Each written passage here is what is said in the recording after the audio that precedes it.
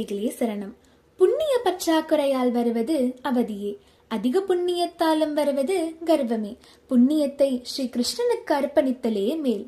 பிரளயத்தின் போது ஸ்ரீ கிருஷ்ண பாதம் ஆலலைகளில் தென்படும். அதாவது ஸ்ரீ கிருஷ்ணர் பிரளய கால பூஜையை நிறைவு செய்து தர வருகின்றார். இதனால்தான் எதை செய்தாலும் ஸ்ரீ கிருஷ்ணார்ப்பணம் என ஓதி அர்ப்பணிக்கின்ற வழக்கம் நிலவுகின்றது.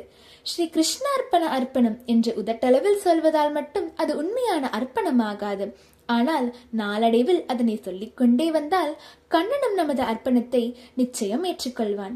அந்தளவில் திருப்பாவையின் 28வது பாசுரத்தில், அறிவொன்றுமில்லாதே பிறந்து இன்று உன்னை பாடும்படி பாக்கியம் செய்தவனே என்று நன்றியுள்ளத்தோடு ஆண்டாள் கூறியதை நினைவு கூர்ந்து, அறிவு சிறிதும் இல்லாது இச்சிறியனை கொண்டு தினமொரு திருப்பாவை என்றும் பயணத்தில் பாடி சிந்திக்க வைத்த ஸ்ரீ கிருஷ்ணனின் திருவடிகளையும் சத்குருவின் திருவடிகளையும் பித்ருக்களின் திருவடிகளையும் அடியார்களின் திருவடிகளையும் வணங்கி இந்த பயணத்தில் நாம் கண்ட நிறைவுகள் அப்பெரியவர்களுக்கே, குறைகள் அடியேனியே சாரும்.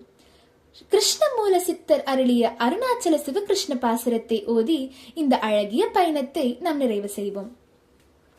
கோலோகத்திரும்புதலால் கோபரிகள் மனஞ்சோர கண்டனர், மாலோலன் எங்குரைவான் யாரறிவான் என்றறிய வேண்டுவர், சாலோகன் தந்தத்திரு மாலவனை தேடுவார் ஓடுவார், பாலோக பாசுரத்து பரிமளிப்பராதை வீழி கருணையார், ஈலோக பூலோக மாலோக மாமரைகள் பரணியில் ஓலோக